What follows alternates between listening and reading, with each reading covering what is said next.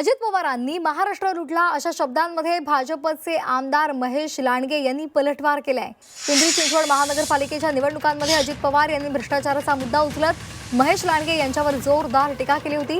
अजित पवार यांनी स्वतः आरशात पाहावं, आरशात पाहिल्यानंतर त्यांना 70,000 कोटींचा घोटाळा आठवेल, पुराचे पराक्रम आठवतील अशा शब्दात लांडगे यांनी अजित पवारांवर टीका केली आहे।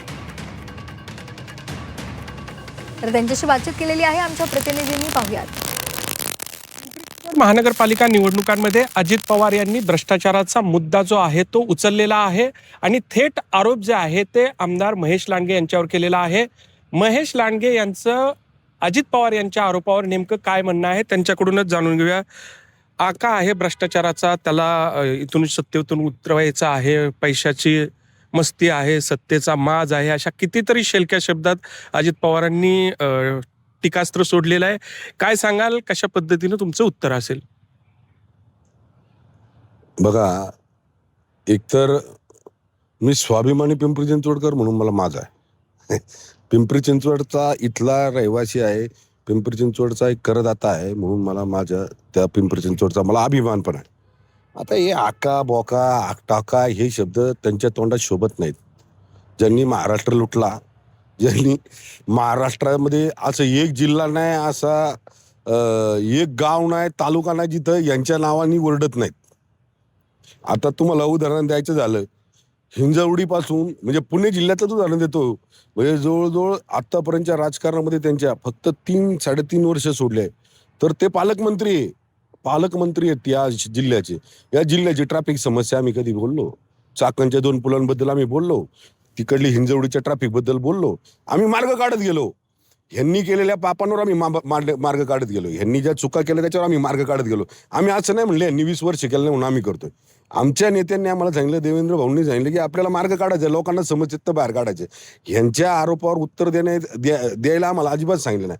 पण काल परवा जे ते बोलले ना, त्याच्या संदर्भात माझी भूमिका अशी राहील, स्वतःनी पहिलं आपल्या स्वतःचं आत्मचिंतन करावं, आत्मपरीक्षण करावं, आरशापुढे उभं राहावं घरातल्या आणि बघावं। मग आरशामध्ये आपला लेख दिसन, घरामध्ये आपल्याला 70,000 कोटीचा आरशामध्ये आपल्याला घोटाळा दिसेल, घरामध्ये आपल्याला ऊर्जा खात्यातला घोटाळा दिसेल, घरामध्ये आपल्याला बरेच घोटाळे दिसतील आरशामध्ये आपल्या स्वतःला पाहिल्यावर। मग त्यांना थोडंसं चेहऱ्यावर जरा थोडंसं हे नैराश्य आहे। पिंपरी चिंचवड शहरातलं एक पण नेतृत्व त्यांनी मोठं होऊन दिलं नाही। का दिलं नाही? ते योगेश बैल गेलं का त्यांना विधान परिषदेवर? मंगलाताई केलं का विधान परिषदेवर? कुणालाच नाही केलं यांनी। म्हणजे तुम्हाला मी सांगतो, भारतीय जनता पार्टीच्या माध्यमातून हा पारिवारिक जो पक्ष चालवणारे आहेत ना, त्यांना बंद एकदम हेच केलं। म्हणजे भारतीय जनता पार्टी का निवडली त्यांनी येण्यासाठी सांगा ना? 2014चं त्यांचं भाषण आहे चरवलीमधलं, भारतीय जनता पार्टी का नको म्हणून। भोसरीमधलं भाषण आहे त्यांचं 2019 मधलं, बघा महाराष्ट्रातली भाषणं आहे का त्यांची, भारतीय जनता पार्टी का नको म्हणून। आणि मग भारतीय जनता पार्टी एवढी का गोड लागली त्यांना, का आवडायला लागली त्यांना? स्वतःचा भ्रष्टाचार लपवायचा म्हणून आवडायला लागली ना, स्वतःचा भ्रष्टाचार लपवायचा म्हणून आवडायला लागली ना। लेखाचं आलं पुढं तर लगी लेखामध्येच 2.5-3.5 वर्ष 2019 ते 2022-23 पर्यंत ते सत्तेत होते। इथं म्हणतात आम्ही राजेश पाटीलला मी आणला। तुम्ही कोण आणणार आहे? तुम्हाला लोकांनी ताकद दिली, तुम्ही स्वतःला आहे ना तो अहंकार सोडा की माझ्यामुळं जनता आहे, माझ्यामुळं जिल्हा आहे, माझ्यामुळं महाराष्ट्र आहे, सोडून द्या। जनतेमुळे आपण आहोत ही भावना मनात ठेवा। महेश लांडगेवर कुठला आरोप नाहीये, महेश लांडगेवर कुठल्या प्रकारचा गुन्हा कोर्टामध्ये केस चालू नाहीये। कोर्टात केस आपल्या नावावर चालू आहे म्हणावं, आपल्या ते सोडवायच्या मागं लागा, ते बंद करायच्या मागं लागा। अरे स्वतःच्या चुलत्याचे नाही झाले तुम्ही, ज्या चुलत्यांच्या नावावर तुम्ही मोठे झाले त्यांचे नाही झाले तुम्ही, तर पिंपरी चिंचवडकरांचे काय होणार? तुम्ही आम्हाला नका शिकवू पिंपरी चिंचवड शहरात कसं काय करायचं ते। अति हुशार माणूस त्यांनी ठेवलाय, एवढ्या मोठ्या प्रगल्भ राजकारणी माणसाला एक असला कुठला तरी घिसापिटा माणूस लिहून देतो आणि त्याच्यावर बोलतात म्हणजे काय अर्थच नाही। एवढ्या मोठ्या राजकारणी माणसांनी, अनुभवी माणसांनी, राज्याचं देशाचं राजकारण करणाऱ्या माणसांनी एखाद्या कुणीतरी लिहून देतं आणि त्याच्यावर बोलावं। अरे काहीतरी आढावा घ्या, काहीतरी बोला। एखाद्याने सांगितलं हा आरोप आहे, तर आरोपासाठी प्रशासनाला विचारा हे खरं आहे का खोटं आहे, उद्या कुणी काही सांगेल।